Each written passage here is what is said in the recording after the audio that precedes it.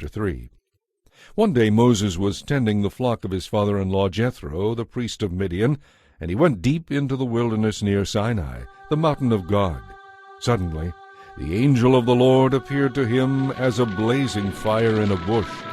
Moses was amazed, because the bush was engulfed in flames, but it didn't burn up. Amazing! Moses said to himself, Why isn't that bush burning up? I must go over to see this. When the Lord saw that he had caught Moses' attention, God called to him from the bush, Moses, Moses. Here I am. Moses replied. Do not come any closer, God told him. Take off your sandals, for you are standing on holy ground. Then he said, I am the God of your ancestors, the God of Abraham, the God of Isaac, and the God of Jacob. When Moses heard this, he hid his face in his hands, because he was afraid to look at God. Then the Lord told him, You can be sure I have seen the misery of my people in Egypt. I have heard their cries for deliverance from their harsh slave drivers. Yes, I am aware of their suffering. So I have come to rescue them from the Egyptians and lead them out of Egypt into their own good and spacious land. It is a land flowing with milk and honey, the land where the Canaanites, Hittites, Amorites, Perizzites, Hivites, and Jebusites live. The cries of the people of Israel have reached me, and I have seen how the Egyptians have oppressed them with heavy tasks. Now go, for I am sending you to Pharaoh. You will lead my people, the Israelites, out of Egypt. But who am I to appear before Pharaoh? Moses asked God. How can you expect me to lead the Israelites out of Egypt? Then God told him, I will be with you, and this will serve as proof that I have sent you. When you have brought the Israelites out of Egypt, you will return here to worship God at this very mountain.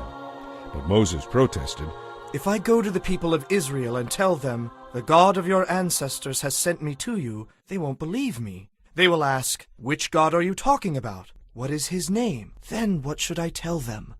God replied, I am the one who always is. Just tell them, I am has sent me to you.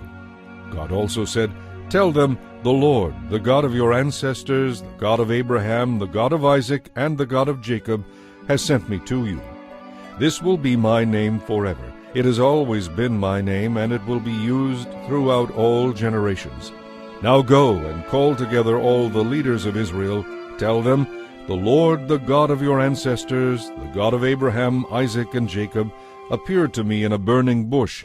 He said, You can be sure that I am watching over you, and have seen what is happening to you in Egypt. I promise to rescue you from the oppression of the Egyptians.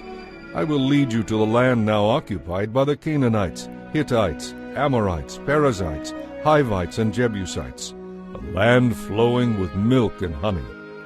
The leaders of the people of Israel will accept your message. Then all of you must go straight to the king of Egypt and tell him, The Lord, the God of the Hebrews, has met with us. Let us go on a 3-day journey into the wilderness to offer sacrifices to the Lord our God. But I know that the king of Egypt will not let you go except under heavy pressure. So I will reach out and strike at the heart of Egypt with all kinds of miracles. Then at last he will let you go. I will see to it that the Egyptians treat you well. They will load you down with gifts, so you will not leave empty-handed. The Israelite women will ask for silver and gold jewelry and fine clothing from their Egyptian neighbors and their neighbors' guests. With this clothing you will dress your sons and daughters. In this way you will plunder the Egyptians. Chapter 4. But Moses protested again. Look, they won't believe me. They won't do what I tell them. They just say, The Lord never appeared to you. Then the Lord asked him, What do you have there in your hand? A shepherd's staff, Moses replied. Throw it down on the ground, the Lord told him. So Moses threw it down, and it became a snake. Moses was terrified, so he turned and ran away. Then the Lord told him, Take hold of its tail. So Moses reached out and grabbed it, and it became a shepherd's staff again. Perform this sign, and they will believe you, the Lord told him. Then they will realize that the Lord, the God of their ancestors, the God of Abraham, the God of Isaac, and the God of Jacob, really has appeared to you. Then the Lord said to Moses, Put your hand inside your robe."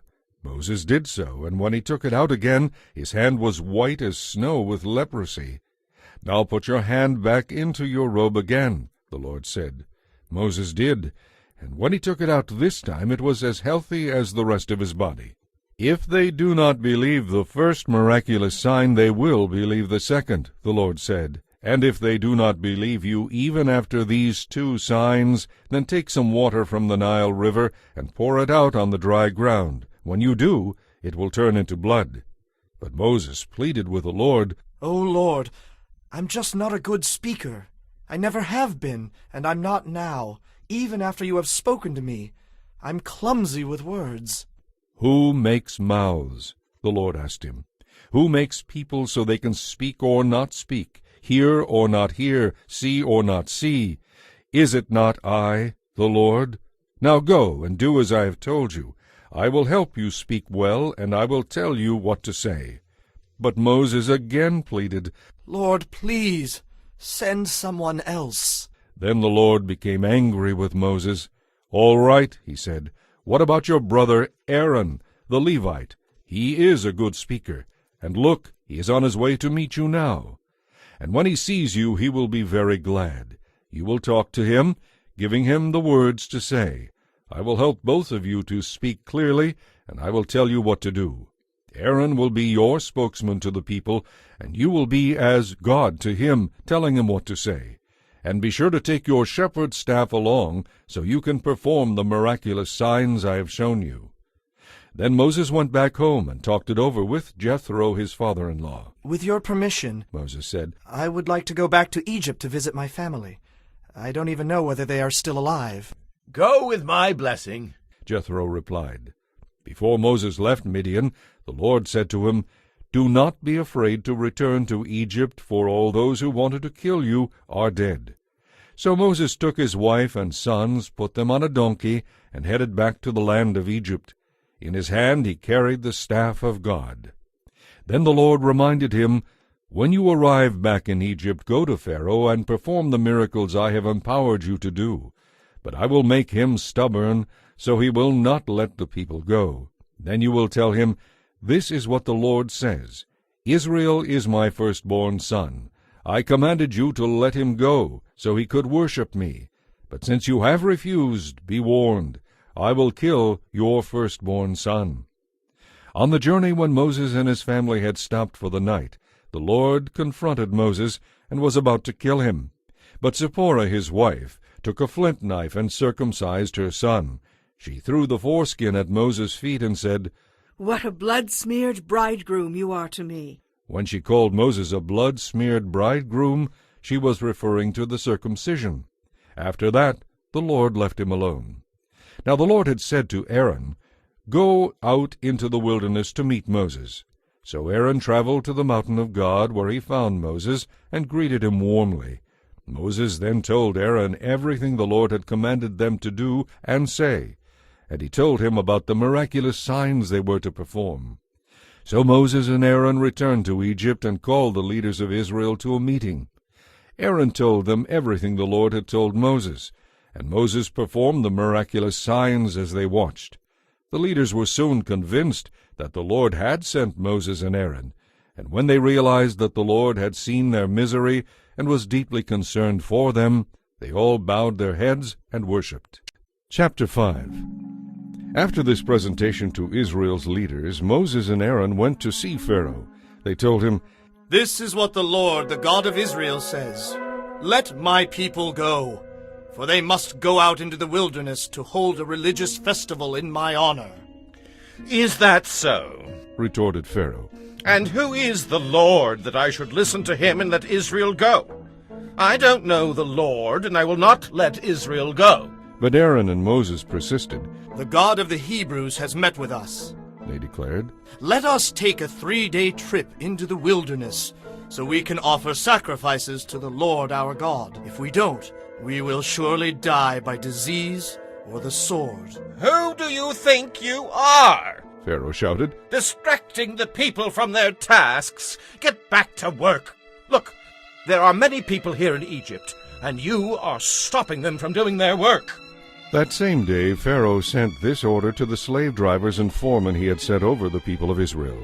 Do not supply the people with any more straw for making bricks.